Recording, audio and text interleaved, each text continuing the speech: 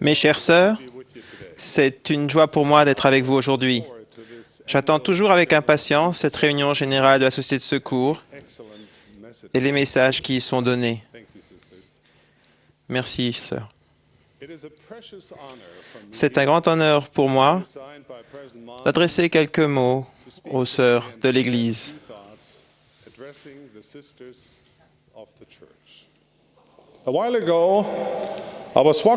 Il y a quelque temps, je traversais un beau jardin avec ma femme et ma fille.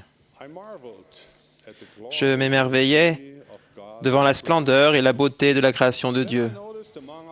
Puis j'ai remarqué, parmi toutes les fleurs splendides, une fleur, tout ce qu'il y a de plus minuscule. Je connais le nom de cette fleur parce que, depuis l'enfance, j'ai avec elle une relation pleine de tendresse. Cette fleur, c'est le myosotis, qu'on appelle aussi « ne m'oubliez pas ». Je ne sais pas au juste pourquoi cette petite fleur a revêtu autant de signification pour moi au cours des années. Elle n'attire pas immédiatement l'attention. Elle passe presque inaperçue et elle est facile à oublier au milieu de fleurs plus grandes, aux couleurs plus vives. Pourtant, elle est tout aussi belle, avec sa riche couleur qui reflète celle des cieux d'azur. Peut-être est-ce une des raisons pour lesquelles je l'aime autant. Et il y a la supplication obsédante de son nom. Selon une légende allemande, Dieu venait de finir de nommer toutes les plantes, excepté une. Une toute petite voix se fit entendre. « Ne m'oublie pas, ô Seigneur. » Et Dieu répondit que ce serait son nom. Ce soir, j'aimerais utiliser cette fleur comme métaphore. Les 5 pétales du petit « Ne m'oubliez pas » m'incitent à réfléchir à 5 choses qu'il serait sage de ne jamais oublier. Premièrement, n'oubliez pas d'être patiente envers vous-même. Je vais vous dire quelque chose que j'espère vous prendrez bien. Dieu sait parfaitement que vous et moi ne sommes pas parfaits. J'ajouterai qu'il sait aussi parfaitement que les gens que vous estimez parfaits ne le sont pas. Et pourtant, nous passons tellement de temps et d'énergie à nous comparer aux autres, en particulier à comparer nos faiblesses à leurs points forts.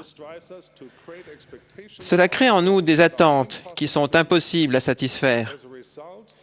En conséquence, nous ne nous réjouissons jamais de nos efforts méritants parce qu'ils semblent être inférieurs à ceux de quelqu'un d'autre. Tout le monde a des points forts et des points faibles. Ce qui est merveilleux, c'est que vous avez des points forts. Et cela fait partie de votre condition mortelle d'avoir des faiblesses.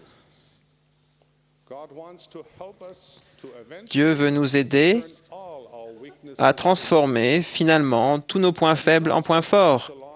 Mais il sait que c'est un objectif à long terme. Il veut que nous devenions parfaits, comme lui, et si nous restons ses disciples, c'est ce que nous deviendrons un jour.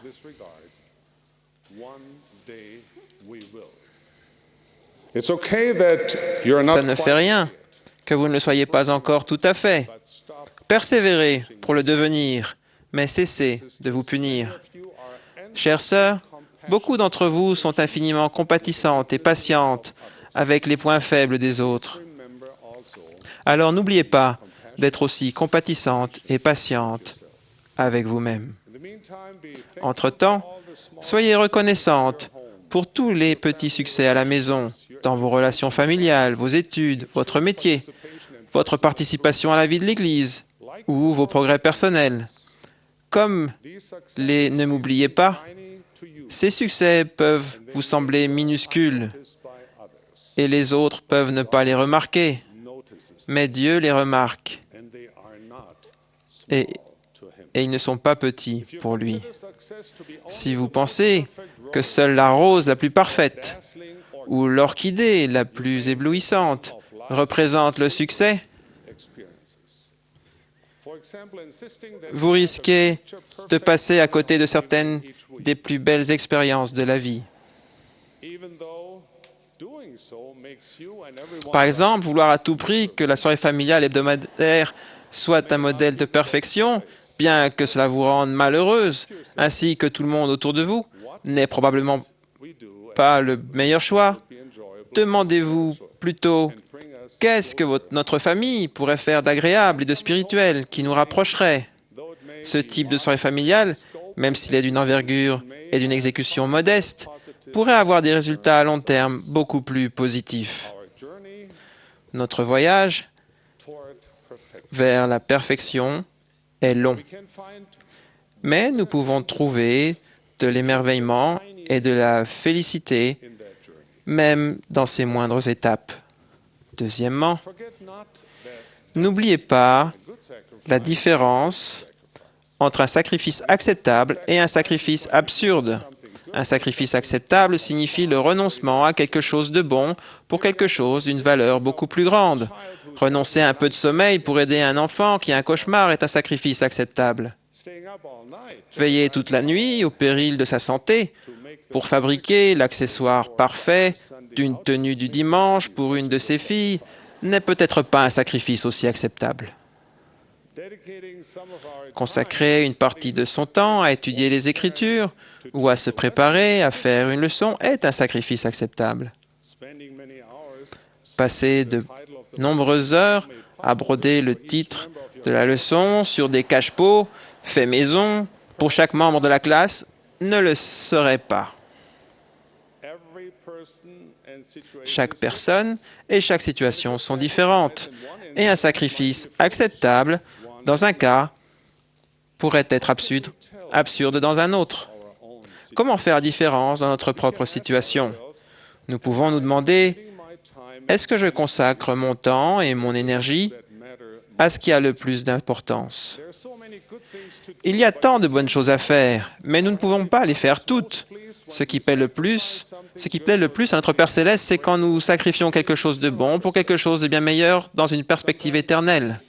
Quelquefois, cela peut même signifier prendre soin de petits mais jolis myosotis. Ne m'oubliez pas, au lieu d'un grand jardin de fleurs exotiques. Troisièmement, n'oubliez pas d'être heureuse maintenant. Dans l'histoire, chère aux enfants, Charlie et la chocolaterie, Willy Wonka, chocolatier excentrique, cache 5 billets d'or dans des barres de chocolat de sa fabrication et annonce que quiconque découvrira l'un des billets gagnera une visite guidée de son usine et une vie de sucrerie. Sur chaque billet d'or est écrit ce message. Félicitations au chanceux qui a trouvé ce ticket d'or. Des choses fantastiques t'attendent, de nombreuses surprises extraordinaires t'attendent, des surprises mystérieuses et merveilleuses qui te feront plaisir, t'ébahiront et t'intrigueront. Dans ce classique pour enfants, des gens du monde entier désirent désespérément trouver un ticket d'or. Certains pensent que leur bonheur futur tout entier dépend de ce ticket d'or qu'ils espèrent trouver. Dans leur anxiété, les gens commencent à oublier la joie simple que leur procurait une barre de chocolat. La barre elle-même devient une immense déception si elle ne contient pas de billets d'or.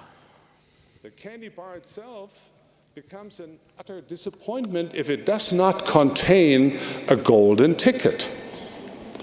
So many people today are waiting for their own Il y a gold. aujourd'hui tant de gens qui attendent aujourd'hui leur propre ticket d'or, le billet qu'ils croient détenir, la clé du bonheur dont ils ont toujours rêvé. Pour les uns, le billet d'or peut être un mariage parfait. Pour d'autres, une maison de couverture de magazine. Pour d'autres encore, la fin du stress ou des soucis. Il n'y a rien de mal à avoir des aspirations justes. Nous espérons et nous recherchons tout ce qui est vertueux ou aimable, tout ce qui mérite l'approbation ou est digne de louange. Le problème survient quand nous mettons notre bonheur en suspens, pendant que nous attendons qu'un événement futur, notre ticket d'or, apparaisse. Il y avait une femme qui voulait plus que toute autre chose épouser au temple un détenteur de la prêtrise digne et être une mère et une épouse. Elle en avait rêvé toute sa vie. Et oh, quelle mère merveilleuse, quelle épouse aimante elle serait. Sa maison serait remplie de bonté aimante, aucun mot acerbe n'y serait prononcé, les repas ne seraient jamais brûlés. Ses enfants, au lieu de traîner avec leurs amis, préféreraient passer leur soirée et leur week-end avec papa et maman. C'était son ticket d'or. C'était la chose par excellence dont dépendait, selon elle, toute son existence. C'était la seule chose au monde à laquelle elle aspirait de toutes ses forces. Mais cela ne s'est jamais produit, et au fil des ans, elle s'est de plus en plus isolée, remplie d'amertume et même de colère. Elle ne pouvait pas comprendre pourquoi Dieu ne lui accordait pas ce désir juste. Elle était institutrice, et le fait de fréquenter des enfants à longueur de journée ne faisait que lui rappeler que son billet d'or ne s'était jamais matérialisé. Avec les années, sa déception et son isolement augmentèrent. Les gens n'aimaient pas se trouver en sa présence et l'évitaient chaque fois qu'ils le pouvaient. Elle reportait même sa frustration sur les enfants à l'école. Elle s'énervait et alternait entre les accès de colère et les moments de solitude désespérante. La tragédie de cette histoire est que cette brave dame, au milieu de sa déception concernant son billet d'or, ne se rendait pas compte des bénédictions qu'elle avait reçues.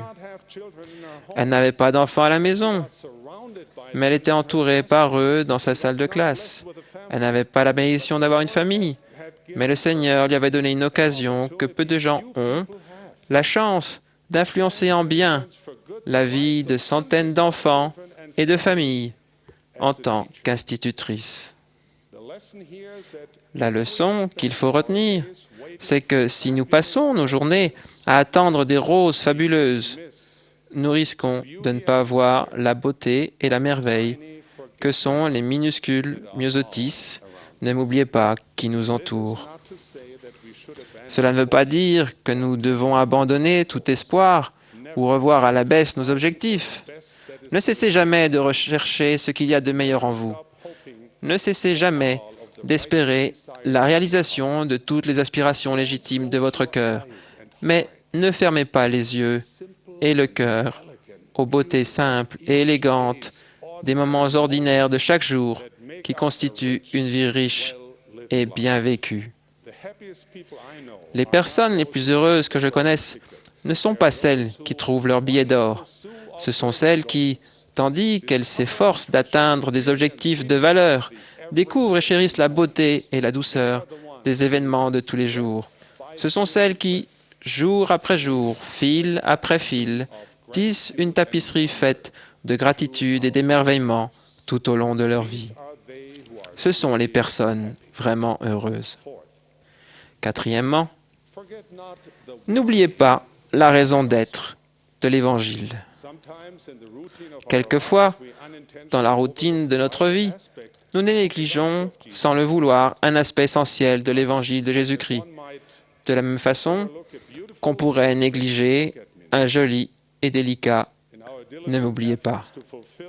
Dans nos efforts diligents pour remplir tous les devoirs et obligations que nous avons en tant que membres de l'Église, nous considérons quelquefois l'Évangile comme une longue liste de tâches que nous devons ajouter à notre liste de choses à faire, déjà saturée, ou un élément que nous devons caser d'une manière ou d'une autre dans nos emplois du temps chargés.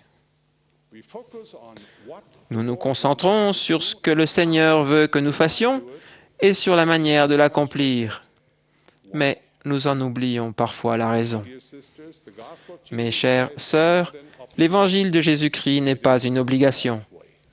C'est un chemin, balisé par notre Père aimant, qui conduit dans cette vie au bonheur et à la paix, et dans la vie à venir, à la gloire et un épanouissement inexprimable. C'est une lumière qui pénètre la condition mortelle et illumine le chemin qui s'ouvre devant nous. S'il est nécessaire de comprendre le contenu et le comment de l'Évangile, c'est néanmoins du pourquoi que jaillisse la flamme et la majesté de l'Évangile. Quand nous comprenons pourquoi notre Père Céleste nous a donné ce modèle de vie et que nous nous rappelons pourquoi nous avons pris l'engagement d'en faire une partie fondamentale de notre vie, alors l'Évangile cesse de devenir un fardeau et devient au contraire une joie et un plaisir. Il devient précieux et agréable. Ne suivons pas le chemin tracé par le Sauveur, les yeux rivés au sol, avec pour seule pensée les tâches et les obligations qui nous attendent.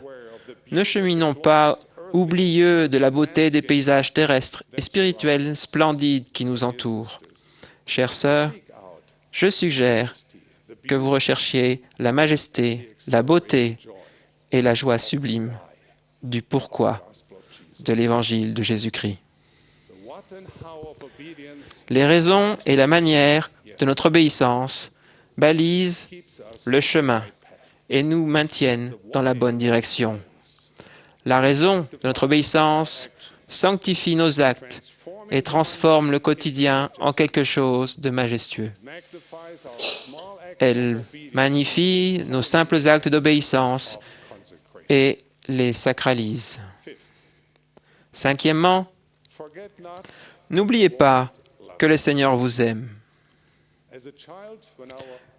Quand j'étais enfant et que je regardais les petits myosotis, je me sentais parfois un peu semblable à cette fleur, petit et insignifiant. Je me demandais si ma famille ou mon Père céleste m'oublierait. Des années plus tard, je repense avec tendresse et compassion à ce jeune garçon. Je sais maintenant, avec assurance, que je n'ai jamais été oublié. Et je sais quelque chose d'autre. En tant qu'apôtre de Jésus-Christ, notre Maître, je proclame, avec toute la certitude et la conviction de mon cœur, que vous non plus. Vous n'êtes pas oubliés. Sœurs, où que vous soyez, quelles que soient les circonstances que vous connaissez, vous n'êtes pas oubliés.